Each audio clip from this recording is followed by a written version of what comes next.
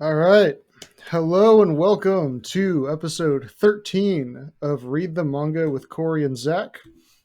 Today we're going to be talking about Meiji Swordsman Romantic Story, more often known as Rurouni Kenshin or Samurai X.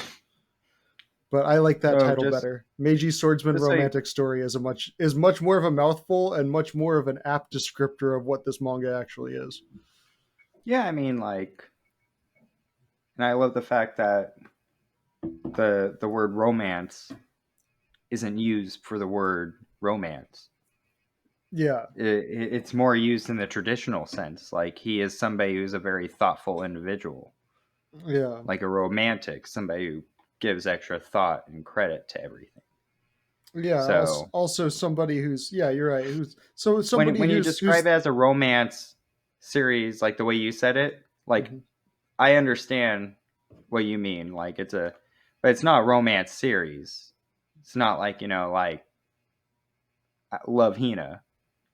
You know, like Dude, I think Rurouni Kenshin would fit. Imagine if you replaced Keitaro from Love Hina with Kenshin.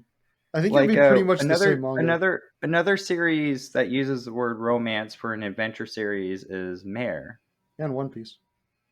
and One Piece, Romance Dawn. Yeah. Which I mean, like the concept of romance doesn't need to be between hmm two people. It could be between the concept or an idea in an Yeah, individual. and You know, I think romance in the case of Kenshin means a few different things. It means what you were describing. It means I think it also means a more you know normal a more popular idea of romance, which is like love between a man and a woman, because I think that those elements are definitely there of like it's kenshin it's not kenshin it's kenshin and karo dancing around each other in a will they won't they thing. But I think it's also the romantic notion of bringing about a new era in a peaceful way and being able to create a new form of government and sort of like it's a romance for the era that's coming and a romance for a bygone era that are kind of colliding in this weird sort of like transitionary phase where Japan's trying to figure out its cultural identity. yeah. I feel like the word romance to them means something different I think it than to means us. everything in a like all of the above. Like Like I it's feel like all of that. the concept that's being translated through the funnel that is linguistics to become the English word romance might be something different. Like that's something I'd probably have to further look into. But I mean, like our examples, like Romance Dawn and Maruchan Awakens Romance. I Yeah. feel like the word romance or the term is like the English localization for probably a different nomenclature or something. I don't know. Yeah. Something that sounds it makes more sense, Yeah. like a heartful fiction or something like that. Yeah. But This ain't no Jennifer Lopez Hallmark movie. I don't know. The term romance is interesting because like honestly, talking to my roommate who he watches the anime and his son's really into it hmm and they talk about it all the time even before this podcast happened. Like he was actually asking me like, when are you going to do Kenshin? And I was like, well, it'll happen. We got a few other things that we got to do first, but we're going to do Kenshin. I also kept bugging you about that. I'm like, what the fuck are we gonna do Kenshin? I want to do Yeah, and Kenshin. I remember watching Kenshin around the same time I watched Inuyasha back in the day, so I'm sorry there was some like bias, because Well, I'd be like, Kenshin and but Inuyasha are have a but very kind of similar vibe to them in certain ways because they're both shonens that take on the tropes of shojos and the art style. But anyway, I want to listen to what your point. yeah, that's something actually really interesting because like we just dealt with something similar to that with one of our previous episodes. Uh, it was a Old boy. series that was typically yeah, okay. Oh boy. No, no, no, it wasn't that one. But we dealt we one like honestly between us like we love dissecting series. We love or not dissecting. We love like the series like Bokurano was like mecha anime what's that word? Deorganized, Deconstruction. deconstruction. Yeah, we like Yeah, our deconstructions, but there was one, like, I know, like, Code Geass is obviously, like, a it's drawn it's very shoujo-esque, but it has like a lot of like shonen-y aspects, which I feel like, I don't know. What why do you say it's shonen? Oh, because it's like about mecha and stuff. So the content's boy stuff, but the drawing is girl stuff. What if yeah. the artist's intention was to get girls into boy stuff? But that's It's kind still a of shoujo. and that's what Kenshin and Inuyasha both do. They're both shonen Yeah, mangas like that. Yu But Hakusho. but Yu can I finish my Hakusho was the point? one. Sorry, just came to me. Yu Hakusho is the one where it's like a shonen drawn through the eyes of somebody trying to make a shojo. Yeah, yeah. And I think all three of those manga are kind of in the same sort of soup of like there's this thing going on in the 90s of these mangaka kind of like trying to differentiate themselves from the typical pack of shonen of like buff muscly guys beating the fuck out of each other, and they were trying to bring more of a sensitive side into shonen manga. Oh, the good old and days. and they were also capturing the female audience with these cute bishonen guys like fucking Kurama and Kenshin and Inuyasha and who's Inuyasha's brother, the really beautiful one. It wasn't Naraku. Naraku was the villain, and Here's the thing, though. I Like, can't if you remember go Inuyasha's a little brother's bit name. back, like we did a Devilman episode, right? We did. Like, the original art Devilman, like the guys are drawn to be like prototypes for Bishonen. Like a lot of older art style, they just emphasize as things they liked, and then like what we're used to is probably more of like a post norm of that, which is like the Fist of the North Star, JoJo's, Baki kind of. Yeah, we're more used to the stuff that Mm. goes like hard in the other direction. But JoJo's is weird because it's like basically like rather than making a shonen for women, he accidentally made a shonen for gay men, or maybe he purposely made a shonen for gay men. But it is like, What, JoJo's? yeah, JoJo's is gay as shit. No, Like it's not. all their fucking poses and shit. Like he That Araki's. is okay. So if you know anything about his art style, you'd know that the guy goes and buys like those Vogue magazines. Like Yeah, he's into the posing. Gay or straight doesn't matter. Like I like to say the same thing about Freddie Mercury. Doesn't matter. You're laying pipe yeah. all It's like day. yeah, it's Men it's. or women doesn't matter. You're sexy as hell, But and that is JoJo's is what like I what if it's like JoJo's what is the if Freddie it's like Mercury of manga. yeah, it's like It doesn't what if care about sexuality. It it's just like does what is fashionable. it's like what if Rambo was a figure skater? Like that's what JoJo's is. No, no, no, no. JoJo's is essentially just Freddie Mercury, the manga. But no, It okay, doesn't. but It like think about what I okay. just Look said. at Then this. think about what I just said. No, no, no, no. I It's thought about it. I thought about it, and I gave a thought. And here's my reaction to it. All right, Lou Ferrigno, figure skater. Yeah. All right. yeah, that's what it looks like Here's because the they're all doing thing. these Here's crazy the fucking thing. poses, and they all look like jacked ass fucking Arnold Schwarzenegger dudes. The poses were there from the beginning Yes, because he appreciates the human like form. All yeah, right. And the guy's like slowly and incrementally built his artwork up to the point it is. yeah. There's Like, almost like a Greek god honestly, I thing would to it. read a manga about the guy who's the editor to Iraqi and just seeing his progress as an artist over the years, like Ippo. Yeah. Because Iraqi's one of those artists where it's like, look at part one. I own the entirety of part one in hardcover right now. Hmm. I'm trying to get all of them. There's a lot. Hmm. But it's like I'm reading hardcover part one a few weeks ago, and then I read the new part 8 chapter, and it's like, dude, come on! Like you have an appreciation for fighters that come in, become seasoned, and then they're able to just every year you see them fight, they're better. Hmm. That is a Rocky. Like it's a whole like gay thing.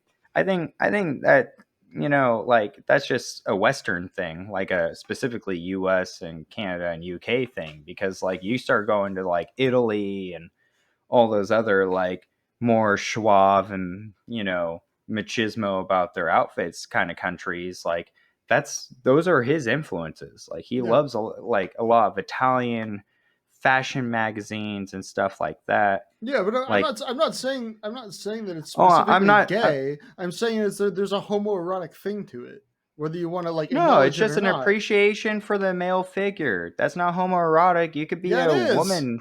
If you're a woman and you read JoJo's, it's just straight. Like, so what's the difference between Sakura and JoJo's, depending on your demographic of what you find Because attractive? okay, Because Sakura I want you is to wait. I want to answer your question. I don't want you to interrupt me because I have an answer to this. okay. So Because I'm.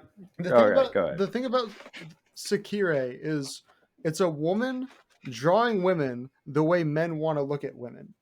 It's not the bodies that women would find attractive. That's not the bodies that women would desire. That's the bodies that men desire for themselves of like, this is the thing I want to bang.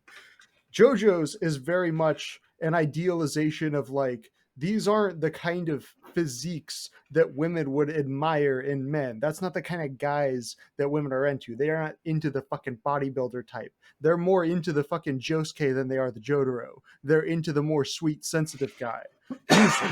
But like that's also hot and ripped. But they're not looking for these big bulging muscle dudes. That fucking appreciation for the male form, that fucking bodybuilding thing, that is a very like male on male homoerotic thing.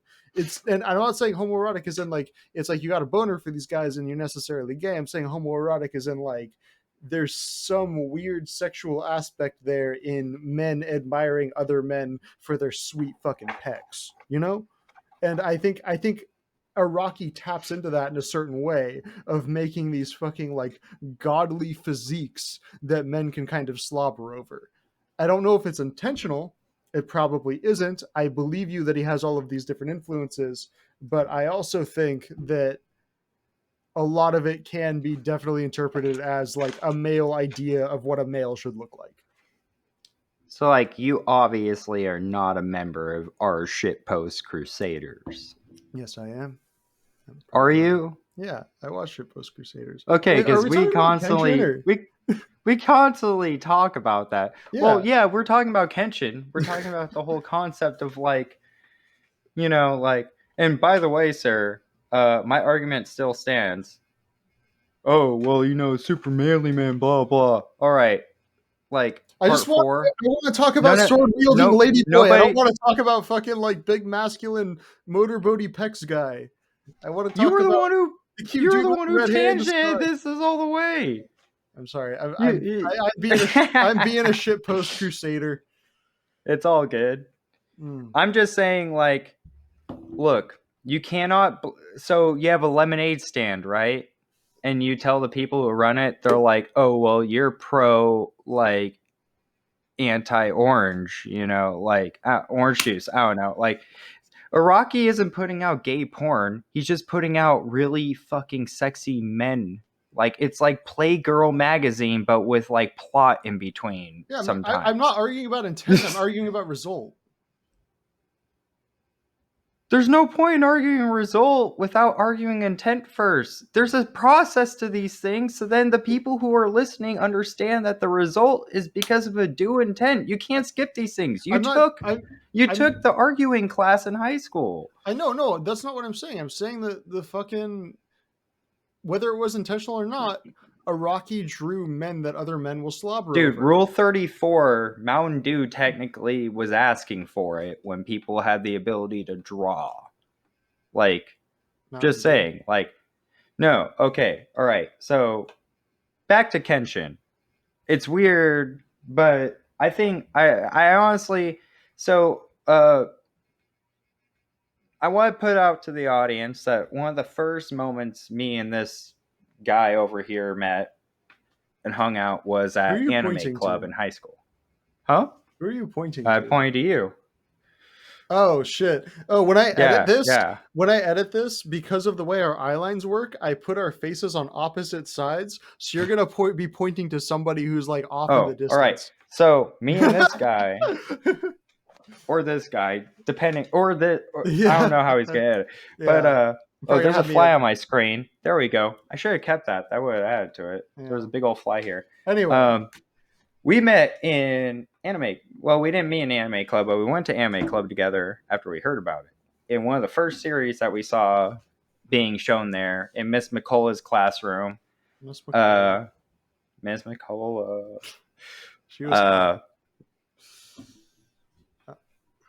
Elmer, I love you, bro. Elmer didn't fucking get Friggin', close to that shit. what's it called? Buso Rankin was a series that the Anime Club president Moki was playing. And Buso Rankin is a series that is a sequel to Rurouni Kenshin. It's not a sequel, it's by the same author. The same author. Like Nobu, sequels or subsequent, not sequel, subsequent series. Yes. Honestly, it could be a sequel though, because I remember back in the day, like, okay, here's my complaint about Rurouni Kenshin. Is when I remember it fondly back when I was a kid, I remember it was like kind of like Samurai Champloo, bunch of sword fighting, and maybe some a little bit of elaborate bullshit here and there, like the guy that could light stuff on fire. Mm-hmm. I thought they were stretching it, so I read it again, and no. All right, so I read the manga for this one because I watched the anime before, and I've seen my roommate and his kid watch it enough to where I just was not going to take the effort to watch it. Yeah, I didn't watch the anime either. Yeah, so I read the manga. I got enough memory of it from my fucking Toonami days. But man, robot love interest switcheroo in an 1880s series. Are we talking about Gintama? No, we're talking about Rurouni Kenshin. Wait, what's a robot doing in Rurouni Kenshin? That's my question. Because wait, what are you talking about? So, wait, after the Kyoto arc, we're talking about the Tokyo arc. Where are you talking? No, I read the whole series. We're doing the whole series tonight. No, dude, this is the first episode. We're talking about the Tokyo arc. After the Kyoto arc. Oh, we're only talking about the first arc? Yeah, we're only talking about the Tokyo arc. I thought we were doing the whole series tonight. No, I told you we were doing a 3-parter. We're doing Tokyo, Kyoto, and Jinshu. You might as well just do a 1-parter for this episode. It's a very simple series. Like, no, dude, I told you, dude, how many fucking times did I say 3-parter when I was saying I want to do Rurouni Kenshin? I mean, I understand you want to do 3 parts, but I don't have time to read the entire fucking manga, dude. I only read the Tokyo arc. Like, all right, fine. Let's talk about Tokyo arc. Let's do that. You lead the way on this one because, so we're 17 minutes in. We haven't talked about much, but let's start the podcast. Hey, we've talked about a lot. Nothing is not wasted content regarding this. This is just reaffirmation for it. Okay, like, so apparently we have 2 more episodes about it, so we're good. We do. We're not talking. If you fucking mention Shishio, I'm gonna hit you, even though you're all the way in Stockton. I'm not gonna mention anybody. I'm just gonna. No, I actually now have time to watch all the live actions and the anime now too, because I read the entire series like in the last 2 days. Sorry. All right, let's go. Let's go. Okay. So first thing I want to talk about, fucking series starts off. Corey. Well, my thing is how'd you find this series? Like Toonami? Well, yes, on Toonami. But anyway, I thought you wanted me to lead. Yeah. I just didn't want to make you feel like I was disrespecting the episode, so I just wanted to do that real quick, Gotcha. Like, so let's go into it. Yeah. Series starts off, Wandering Samurai Kenshin. Looks like he's just some fucking like kind of girly looking dude walking around. He ends up encountering Karu. She doesn't know who he is. She notices he has a sword. She knows that's illegal. And obviously through happenstance, he ends up saving her life. She ends up like letting him live at the dojo. And they have kind of like a quasi like will they, won't they romance. And I wanted to kind of ask you, how do you think Kenshin kind of differs from the average shonen protagonist? Because the author, Nobuhiro Watsuki, he went out with this like clear intention of trying to make something that stood out from the pack and that was different from the average shonen that was going on in the 90s. And how do you think he was able to do that and establish that sort of uniqueness to this manga within the first couple chapters? What differentiates this from the normal shonen manga, and what differentiates Kenshin from the average shonen protagonist? All right, so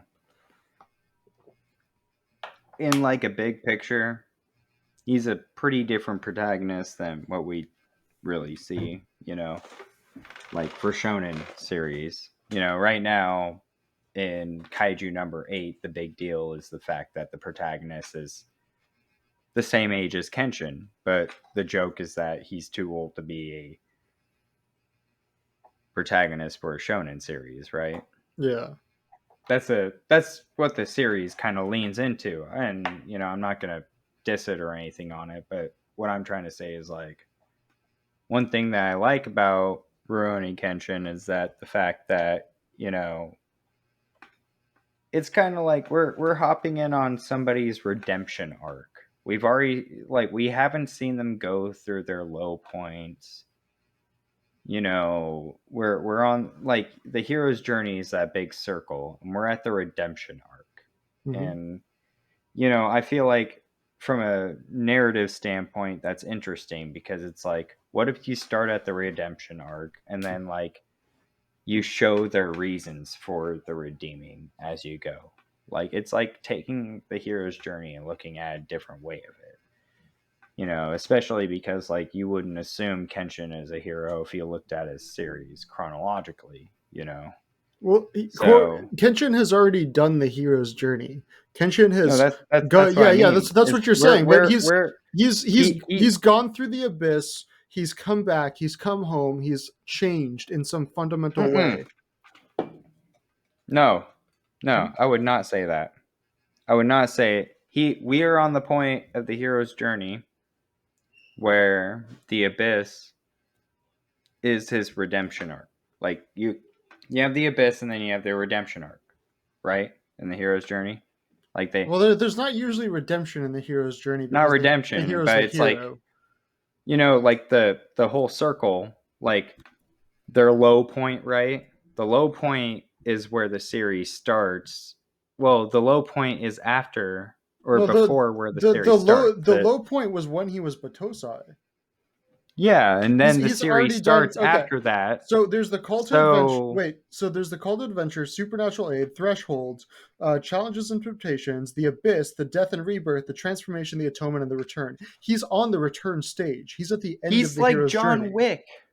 We're in the John Wick part. The guy just wants to chill with his dog and be left alone. And then the world brings him back into it. Not the world like everybody's world, but that world.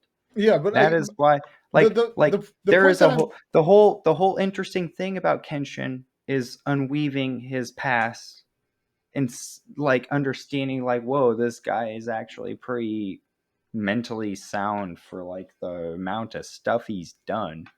Like that's the thing. Like it is similar to John Wick, and Billy and I joked about it, and I was just like, well, it is similar. It's like, well, like why doesn't he kill people? Oh, well, like we give a reason for it. well, That John type of Wick still stuff. murders the fuck out of people. Like No, no, but that I mean, John Wick I'm comes not back trying and to. just caps heads. I'm not Like trying to say it's the same thing. I'm trying to say that it's but like we there's talked about it before. Like it's an interesting concept to have a story that's like technically like the middle or the end of the story, and you have enough material to make the beginning and you flash back to it. Like the world building aspect. Like we learn more about the world through Kenshin's like experience and observations on things and other people's observations on people he's dealt with. Like I think that's the cool part. Is like I originally wasn't really big into Rurouni Kenshin the first few chapters I read because it just felt like kind of like a average series, and then the world building starts setting in, and then it becomes very interesting. Like, oh, well, I know you back from the Great War. You were in that faction that was against us, and it's like, I always want to fight you, stuff like that. yeah, Like, there's a lot of world building, and like even yeah, down at the later ends of the chapter, like or the series, like you'll see a flashback to like Kenshin seeing the Shinsengumi like march past them, and there's Sato, like my Yeah, favorite character. I yeah. love Sato, the cop guy. Like, well, I'm always around everywhere and I don't die. Like he's like the Mike Ehrmantraut of like Rurouni Kenshin. He was a real guy too. Huh? Wait, Sano or Saito? The Shinsengumi guy, The Shinsengumi. That's the one who would do the straight sword stuff. yeah, that's Saito. Yeah, That was a real he's a real person. guy. Yeah, he was a Dude, real that's person. super cool. Yeah, no, Yeah, I yeah. appreciate that. Yeah, so a lot of the characters uh in Rurouni Kenshin were somewhat based off of real people, but Saito Hajime was the only one where Watsuki got the guy from actual fucking history, kept his name intact, and threw him into the middle of his story. Saito Hajime was a real person, and I think that's part of what the question I posed to you earlier of what makes Kenshin different. And a huge part of that is that it's based in a world that actually happened. The Meiji era was Yeah, real. The Bakumatsu War was real. This actually happened. There were fucking young teenage soldiers that went out there and like had to be assassins. And this is essentially like a modern equivalent would be if you got somebody who went into the Iraq War as a teenager and then came back to the United States and was trying to like psychologically adjust to and atone for the things that he had done in the name of freedom and his own government. Like it's a very similar story of Kenshin having to mentally battle with the horrific things he did on an individual level during the war, but kind of acknowledge that it was for a good cause and it was for the progression of Japanese society. And I guess the difference is that the transition to the Meiji era wasn't really a transition as far as like more freedom. It was still just the transition to a Japanese empire, but it was a transition of like Japan being like, hey, like we're in a place where we're this weird colonial society that isn't really connected to the outside world. We gotta fucking unite and actually be part of this fucking like new world that's happening and industrialize, or we're gonna get left in the dust. And that whole conflict between traditional Japanese society and the march of technology and the industrialization of it is a huge theme in Kenshin. You look at it of like there's a lot of traditional swordsmen walking around holding on to their own skills, but there's also like all of these new weapons, like the at the end of the fight with the I can't remember the assassin group, the fucking mercenaries. There's the anime. Oniwan It Batsu or was the one something. with Aoshi was in there Yeah, for. Aoshi was in that. So they used the Gatling gun, and that was like a huge cross section of like, how are a bunch of guys with swords going to fight a fucking machine gun? And that's part of why Kenshin doesn't want to carry on the Hiten Mitsurugi into the next generation. That's why he constantly repeats that the Hiten Mitsurugi dies with him, because he knows that it has no place in the world that is forming. This is very much a story about somebody trying to come to terms with their place in a new world that doesn't have any use for their skills anymore. And You know, oh yeah, go ahead. Go ahead. yeah, and All it's right, sorry, just you go ahead. yeah, because it's not just about Kenshin's psychology about what he's done in his past. It's also this whole collective mentality that's changing in Japan about what's going to happen once we industrialize and kind of join the rest of the world economy, and are we on this path that we can't really reverse? What's going to happen to these traditional samurai that will no longer have essentially a place in the society once everybody fucking has guns and Japan has no need for swordsmen anymore. All right, so wouldn't be hard for samurais to figure out guns. That actually was a pretty easy conversion for a lot of people in Japan if Yeah, they ran across them. Because I mean, guns were meant for people who couldn't pass like basic education tests for average intelligence level in any demographic. It's a tube that shoots something hard and kills people. yeah, And if you have enough people, you can make up for accuracy. My thing about Kenshin that I find interesting is the fact that it's kind of about like finding yourself as a utility. for a specific purpose. Hmm. And a lot of it, like, I guess a lot of things you said, and a lot of things, I don't know. I feel like, sorry, I thought we were doing an episode just on the series, so I read the whole series. So as a whole Yeah, series, I don't know, I'm by just by we're a third of the yeah. series, but you know, uh, I think Kenshin's like one of those series where I feel like Tyler would really understand it a lot more than us. Like, and I don't think the author understands like PTSD or being a Moor, but No, but I think he I has. think I think he read enough I, writings from the time and had kind of like. I think he was kind of in touch with the general sort of I know, mentality but of what was going on with those people at that time, and that's why it's interesting to me as a piece of historical fiction, not just as a piece of, shonen fantasy. no, I understand that. It's Yeah. just the author writing it and even being accurate to their feelings. Me reading it, I don't understand it because, like, as much as I'd like to say, I try and give my entire effort of my living being to help my fellow man, or I could be cold heartedly cutting down people. It's very difficult for me to understand. Hmm. But what I appreciate about Rurouni Kenshin is kind of like, it's weird, but like it's kind of like Ippo, where like only the people in the know have the conversations about things in the know, and as the reader, you could tell who's in the know and who's not in the know. Where it's like these are all the boxers, these are all the hired fighters, I guess, Hmm. in Kenshin, because it's not just swordsmen. My thing that I like about Kenshin too is the fact that it's not like black and white. It's very gray area. Kenshin will obviously take like the harder end on it, but like I don't know. Also, I like Oro. Or Apparently, the author. Oh, one thing I wanted to point out about that I liked about reading the manga was like he would include entire pages of author notes yeah, as you read it, yeah, just like his thoughts, and he would just fit specific panels to go through it. yeah. Honestly, that kind of And annoyed I me. like I liked it. I liked it. Yeah, It was it's just almost like like watching a movie with the some of commentary. some of the panels didn't fit. I'll be honest, but when the panels did fit, it didn't bug me. Yeah, I thought it was like it's okay. nice to have them. I didn't read every single one. Sometimes I finish a chapter and go back and read them. Which, like, by the end, like, of reading the series, I just skipped them and I go back and reread them at the end of the chapter. Hmm.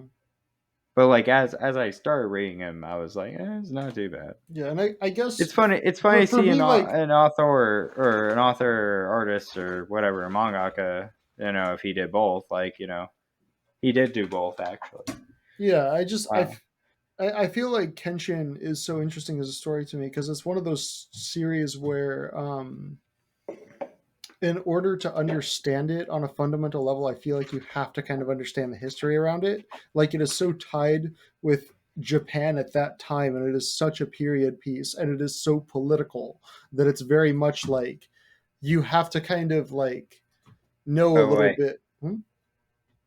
Rurouni Kenshin's politics affected Japan when it came out, or is about No, I'm similar talking time? about it's about the politics of the time. The Oh, time that it, like yeah, it's like post Civil War America time for them, like yeah, 1876 and all that. Yeah. well, yeah, it's about like at the cusp of the Industrial Revolution in Japan, and this essentially this new era of supposed peace.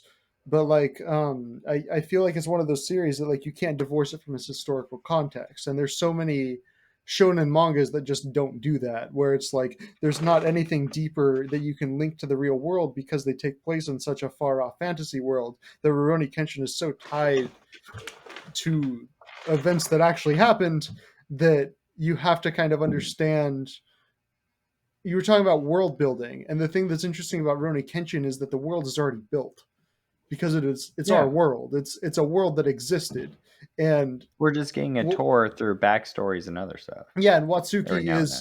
is creating these mythological figures for his manga that are based on actual people. Like Rurouni Kenshin was based on an actual guy that fought in the Bakumatsu War, and who was short in stature, a master swordsman, and was often mistaken for a woman.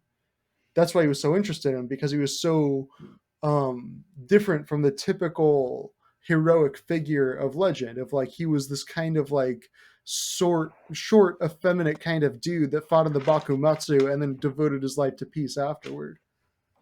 Man, it makes me feel bad for not like being more into this series because I'm like, I feel for you, Kenshin. My Mm-hmm. friend mistaken me for a woman at a water park once. Yeah, you told me that story. You were there. Oh You were shit, I was literally there. there. You were part of that story. Maybe I just divorced myself from it. I tried to You block it can't. out. Wait, who mistaked you for a girl? Tyler. I think he just wanted It's to like, fuck you. no, he's just like, look at that topless chick. And I was like, where? And he was like, oh no. That's Corey. Uh, I don't know. But yeah, so another thing that I like about the Kenshin character is that he's peaceful, but he's not a pacifist. Well, yeah, I mean, like, I'm going to be honest. No kill versus. Well, it's He literally, like, leave. Okay, I'm sorry. But he's pretty quick to draw his sword and bludgeon people over the head, and even if he's not cutting people open, he's still leaving some wicked bad bruises. Like, people are getting their Grandpa, fucking faces bashed in. what day is it? Blueberry. Yeah, he's Or got even like, hey, younger brother, what day is it? Blueberry. Oh, damn it, you fought Kenshin.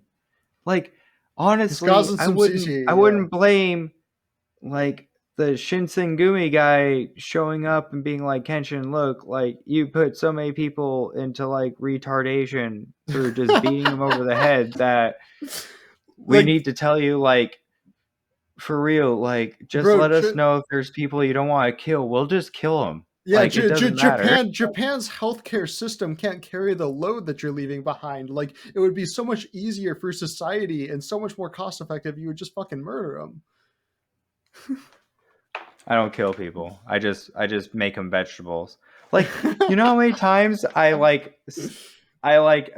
like he's like all I did was break your hand so you can't wield a sword again, and I'm like this is wielding a sword is holding it. Mm-hmm. This is it. So if you break my hand so I can't do that, it's like Yeah, he mutilates people. so then Kenshin, I'm like, what do I do with these? And he's like, you could store them grapes or I don't know, maybe you could become a contractor. All but right, here, let me that's grab a hammer. that's part of what's compelling about Kenshin is that, like, you can take the man out of the war, but you can't take the war out of the man. Like, he is a hard man. He is somebody who has been through the fucking ringer and come out on the other side and knows fucking pain and knows fucking death and is not willing to abandon that yet. And ooh, where'd you go? I'm still here. What you doing? Anyway, but Grab it. yeah, he's not willing to abandon that yet. And George R. R. Martin has one of my favorite quotes of all time. He says the only thing worth writing about is the human heart at war with itself. And I feel like Kenshin is such a compelling manga because that's all it is.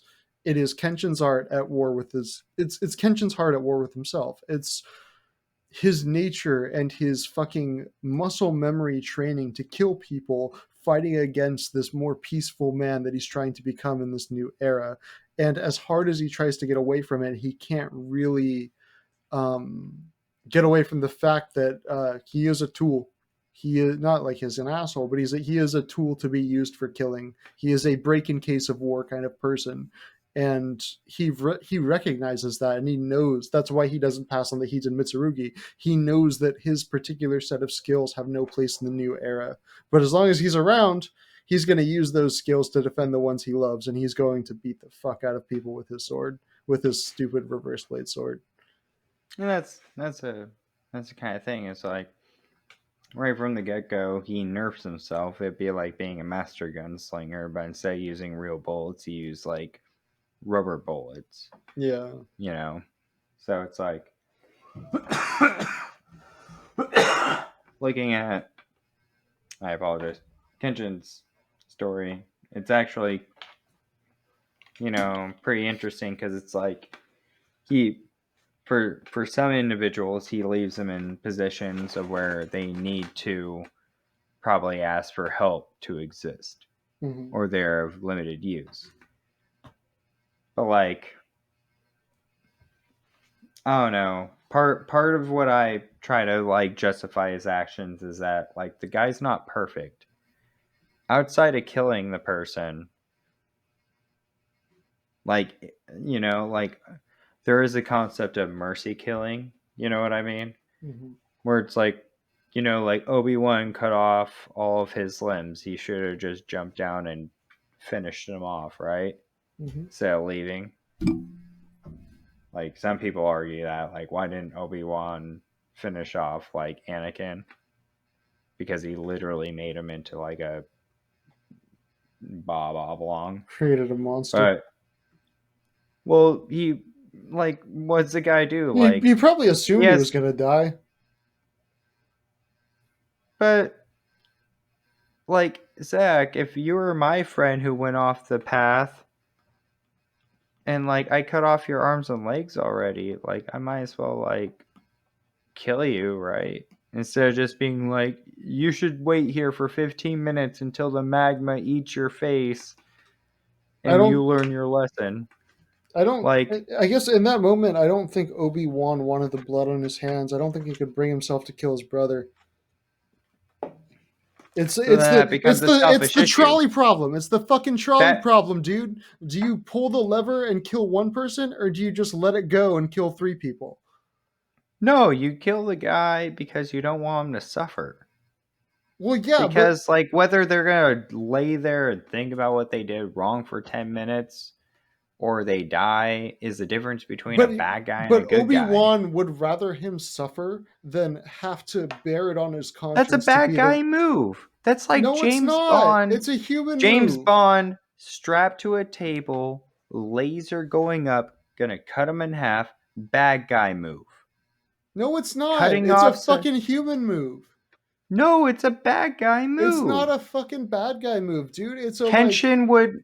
Kenshin. it's a move where Kenshin constantly talks about how I he don't. just wants to reduce the amount of time people feel pain from somebody's actions. So he like constantly cripples people. But then at the same time, it's like, dude, you're crippling people. Like they're either gonna starve to death or whatever. Like But you're subjugating. he's doing that to protect the people he cares about. But that's what I mean though. Is like his actions, like like he's still a good guy, but his actions do still have a flaw of logic to him But that probably stems from the author. he doesn't go around trying to fight crime and save people. He only resorts to violence if he's kind of backed into a corner and he doesn't really have anything else to do. Like if someone's threatening Karu or Yahiko or Sanosuke, like of course he's going to be fine with mutilating them because those people are more important to him than the people that are trying to hurt those people. But like he still has that vow that he has to hold to that he's not going to kill people.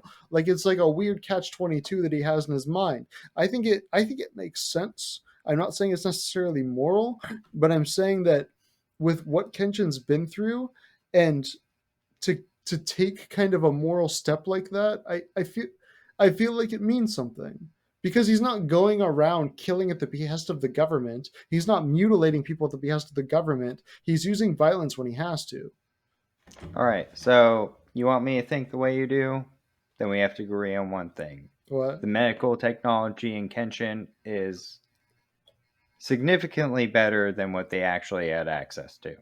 At least specifically in the area of the protagonist and the people around him. Because there's no way you could have a guy go and get cut and have 186 stitches and survive just because he's really tough, or like, Some people are that tough like though. no, no, no. I'm just saying, like, you have to, in the beginning, Well, you the have to characters in this manga have superpowers. you Like, there's no question lightly about that. you lightly suspend disbelief about this level in the beginning. And the series doesn't advertise that it's going to get to like this level. And I'm sorry. When you have people the size of like the Hulk and like, they perform stunts, like, I'm sorry. So the one thing that makes me have to give Kenshin a break is the fact that in their world, people can be gigantic because it is a fictional world, and their medical technology is so good that a guy can literally like destroy parts of their body and have it put together by people whose like family has been doing medicine for a lot of years.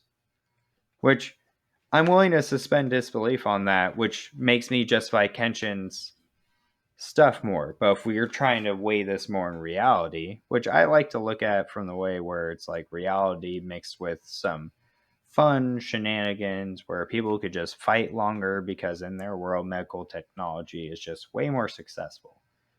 Because Yeah, I mean, there like, is come a on, fantasy there, aspect to it. Like, we can't deny that there is a shonen but, thing where but it's but I like, mean, yeah, like, you're right. We have to accept that the thing medical is, like, technology is better in this you have to world accept than their it was medical at the time. technology is better I know. first Yeah, and I was before you can accept trying to Kenshin's repeat. access. Yes, and I was trying. Because I understand because that point. once their medical technology is as good as it is in his world, he's like, well, no shit, I could break some guy's arm in like 8 different places, and they'll just make it work better, and But he no, can still work not a true. hoe. Not true, because people do get wounded permanently. Like that kid Oh yeah, that was he was with that big guy. I can't remember his fucking name. It was like Jaicho or some shit. But he was with that fucking big dude, and his hand got mutilated for life, so he can't hold a sword in that hand. Like there there are consequences to violence in this world. People get mutilated for life, and I if Kenshin is that's just why I'm if thinking Kenshin, like compared to Shota and even Aisho or Aishi or Aoshi. Aoshi, who's Shota? Yeah. All right. Well, those dudes finish their Who's opponents Shota? off. Huh? Who is Shota? I'm talking about you have the Shinsengumi guy and you have the ninja guy. Yes. And Okay. Oh, Aoshi Saito. is the ninja guy. And Saito is the Shinsengumi. Saito is a Shinji. And they have no qualms against finishing off opponents because they're just like, well, look, like the guy I'm fighting is like obviously like as bad as I am. And Yeah. I'm control chaos and they're uncontrolled chaos.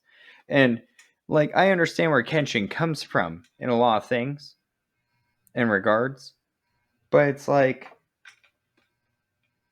I'm not even arguing anything. Like whether he kills a guy or doesn't, like he still stops him from doing more harm. It's just the fact that like he's like I'm more moral than killing someone when it's like, dude, like you're torturing them for the rest of their life. Like you cut off both of their arms and you're like you can live as long as you like leave me alone. It's like, dude, what am I supposed to do with this? Am I supposed to get a job somewhere? What do I do? And he's like, you He can doesn't figure it out. care. They fucked with his family. This is like Kenshin isn't somebody who's trying to hold the This moral is high no, ground no, over no, no, no. everybody Zach, else. Zach, Zach, Zach, Zach, Zach, Zach, Zach, Zach. That is the point, though. I am better than other people. I don't kill people anymore. I just cripple them for life. It's like, dude, like really, you might as well just kill them. That's that's just my opinion on it. I know that Yeah, like I'm not saying that his he's a morality super isn't skilled. I'm not saying that his He's a morality isn't flawed, but I feel like the no killing thing is more for him than it is for other people. It's no. That's what more I'm trying to say. Is it's selfish. it's like It's yes, selfish. He might as well just kill him. That's what other characters tell him. Like even the he's kid kind of killed a a guy. selfish person. Even Corey, the kid killed a guy. Corey, Like, you know. it has nothing to do with him trying to reduce suffering in the world. It has everything to do with him not wanting to awaken that thing that's inside of him that he knows is there. I'm not saying any of that. I'm just saying that it's I know, but funny for a guy to say that he wants I'm to trying not to kill people. I'm trying to I, say that I'm trying to explain the psychology behind it without defending it. That's what I'm trying to do. I Oh don't no. I don't think I think the author would agree with your viewpoint. I just don't think he's going for that with the Kenshin character. Like I don't Well, think no. there's I a mean, like, I don't think there's a point in arguing about Kenshin's morality necessarily because I think Kenshin's morality is his own. Like I don't think that he's taking a utilitarian view of it of like am I putting more harm in the world than I am doing good. I think it's more about his own like I don't want to awaken this thing that I know is in me and become this person that I used to be because I feel like I'm over that. But he also carries a fucking sword. If he was really over it, he wouldn't. He wouldn't carry anything. But he still has this acknowledgement of like in order it's a good guy with a gun kind of thing. It's like he has this acknowledgement that in order to protect the ones that I love and care about, I have to carry this sword and I have to fight. I just don't have to kill. And if I mutilate some people along the way, that's okay. I think the author's kind of flawed in this regard. I'm I gonna don't be think honest. I'm gonna criticize it. All right. So I here's think my it's thing. coherent. I think he knows what he's If you did doing. want to kill people that still want to have an edge, like that's fine. Whatever. Like, all right. You know what? So we have a guy who's writing this in the '90s. Mm-hmm. All right. Like that's my issue. Is like as much as it's based off of science and history and all that, Mm-hmm. it gets ridiculous. Mm-hmm. My thing is like people do not recover from injuries the way that is described in this series. Like it is like damn near like Dragon Ball Z level recovery, like just based off of like salves and just being super tough as a human being and an excellent fighter and having a great immune. Like damn near half the characters in this series have like Wolverine esque immune systems and healing capabilities, like especially the big sword The tough guys, ones, yeah. Sanosuke. The Yeah. the Oh, protagonists and the villains, the and main villains, the named so characters. like easily before even the Shisho arc, where the anime ends, like you could suspend disbelief like significantly before that, despite like that. I don't know. The author straight up criticizes his own writing at certain points throughout this, which is like one of the reasons I appreciate it because like the guy's actually like, oh yeah, that was weird. I don't know why I did that. I can't cite like one of them specifically right now, but he's like Yeah. He's kind of a oddly one of self-critical the guy, self-critical. but But he's but also pretty nonchalant about it. like I'm sorry, this is a weird episode because like I thought this was the episode, and we're It's doing a I third. told you so many times that it was going to be a three-parter. I repeated that over and over again, dude. 255 I chapters, man. repeated it over and over. I'm like, Well, now Kenshin, I have time to three-parter, watch other. 3 arcs. It's neat. Well, We're gonna do I'm a just gonna be three-parter. real. If I was friends with Keshin, like like I'm just Corey hanging out, and he's like, "Hey man, I don't kill people." I'm like, "So what do you do?" And he's like, I just break their hands. They can't do other shit. Like hold a sword." I'm like, "Not even like hold a broom to sweep." And he's like, "Yeah." And I'm just like, What the fuck are they supposed to do then?" He's like, He's a "Think about hard what they guy. did."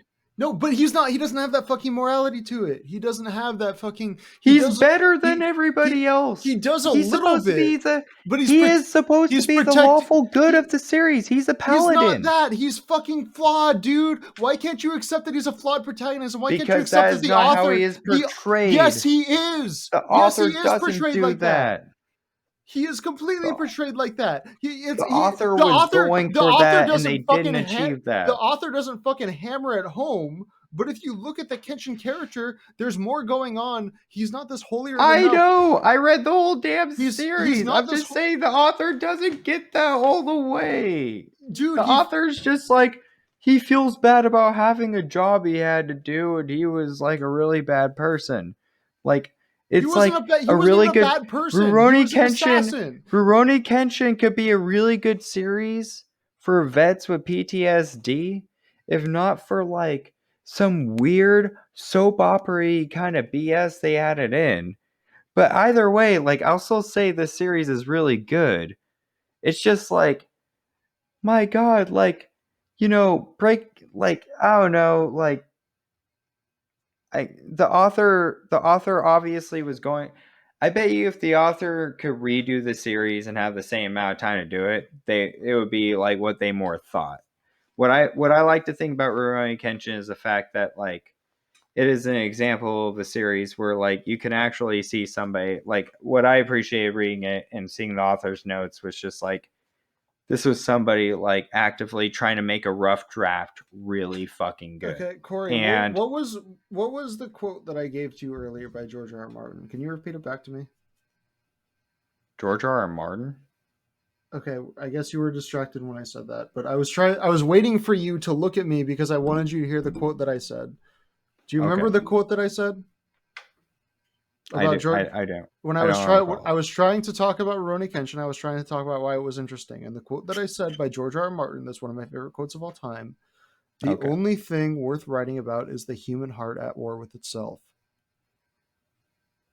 I understand that. That's what Rurouni Kenshin is about, dude. He's not a holier than thou moral fucking arbiter that's going around trying to enforce his will on people. He's a man that's at war with his own past and is trying to not become what he used to be. But at heart, he's never going to fully get rid of that, and he's still going to use his skills in self-defense, and he's going to mutilate a few poor saps in the process and ruin their lives because they fucked with his family. And I don't see there being anything really morally wrong with that. Like I think that's a completely legit position to have, and that makes him better than most people. It doesn't make him the best person, but he's not supposed to be.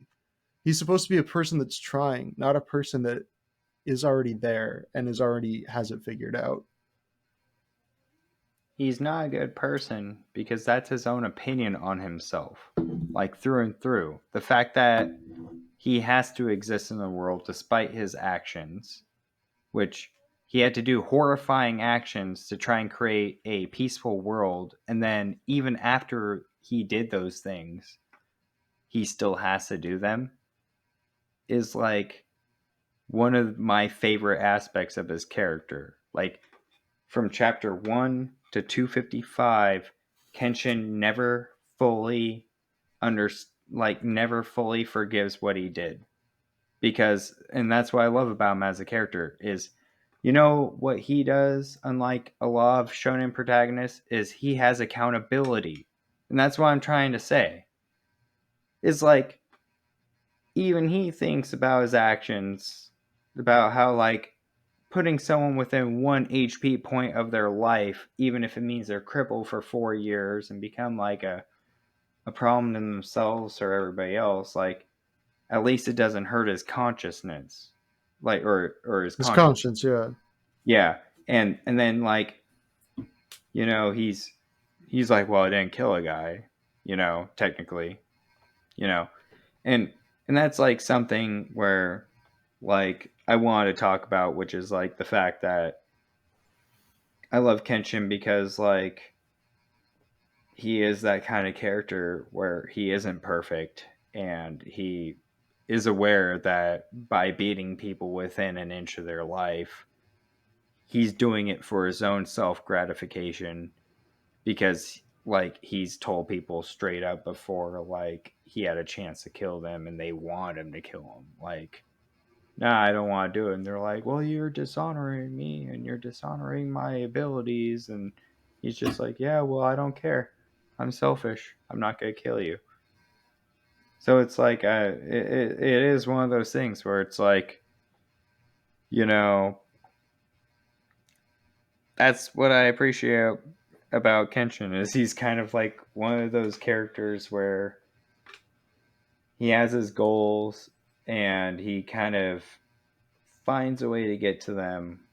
He kind of teaches people like a lesson. So it is kind of like you said, like if this was a normal series, like Yahiko would be the main character, right? Mm-hmm. You know, so Kenshin would be the teacher character. So we more see like him go through whatever BS errands and then have to do that. But he's kind of a shit teacher. No, he doesn't teach shit at all. I'm pretty sure at He one point he he tells the teaches kid like you he won't teach ref- him anything at yeah, all. he refuses to teach because of the whole thing is like he doesn't want his killing arts to be passed on to the next generation. They have no place into the skills that brought about the new government, that brought about the Meiji government. The skills that he had that helped bring about the Meiji government are skills that have no place in the modern Meiji government. That's the whole point of Rurouni Kenshin, that it's like I use these techniques and this I turn myself into a weapon to help bring about this revolution and create this new government. And now that that government is established, it has no place for people like me. Yeah, it's like it's exactly that. All right, Kind of like the I think that's Vietnam the War or something. I think, I don't know, God like damn it, yeah, Corey. like That was, sorry, that line was the perfect thing to end on, and then you kept going. But it's all right. I think that's, unless you want to make one more point, I think that's probably enough for tonight. What do you think? yeah, yeah. I mean, I want to say that I was super happy when that Sanosuke's sword broke, and he wasn't the big sword guy in the He's series. He just much became cooler punchy without the guy. sword. Yeah, he's much cooler as punchy guy. Sanosuke is like the Brock of Rurouni Kenshin, in my opinion. The Like, Pokemon Brock or the Brock yeah, Samson? like Pokemon Brock. Like, I'm here as well in case you need me. Well, there's a second guy that needs to be fought. Well, I'm here if you need me on standby. Um, the kid, Yahiko, he's funny, I guess. But yeah, I guess I that's like it. that's I all guess we of the have fucking. We talked for an hour and we gave about 30 seconds to those two characters and said basically nothing, but that's well, I okay. read the whole series. So I got for the second How episode, I'll know many which times did I tell you that we were doing the a second three-parter? episode How many I'll know times, Corey? what How many times? I will How have the many times? specific I will have the specific timeline to talk about for the following 30 minutes We can instead go of like through a all of the old podcasts and see how many times I said we're gonna do a Rurouni Kenshin three-parter. But anyway, I'm not gonna beat a dead horse. This has been our podcast on Rurouni Kenshin, Part 1, the Tokyo arc. Next week, you can hear us argue to death about Kyoto arc, probably for 2 hours instead of one, because that arc is twice as long. But until then, Shishio wa- didn't do anything wrong. watch the Rurouni Kenshin anime, and more importantly, read the fucking manga.